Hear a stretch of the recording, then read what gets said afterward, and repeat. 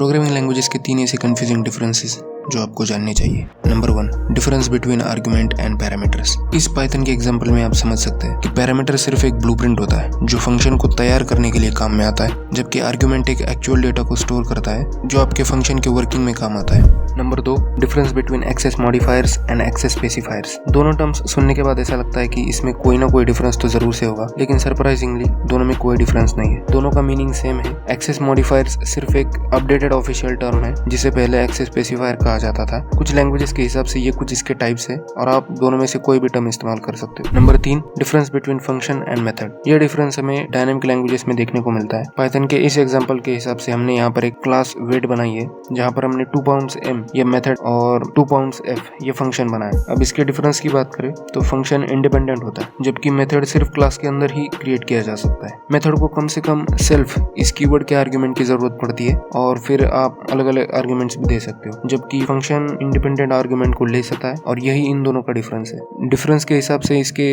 Use cases भी अलग अलग है। And that's it, thanks for watching.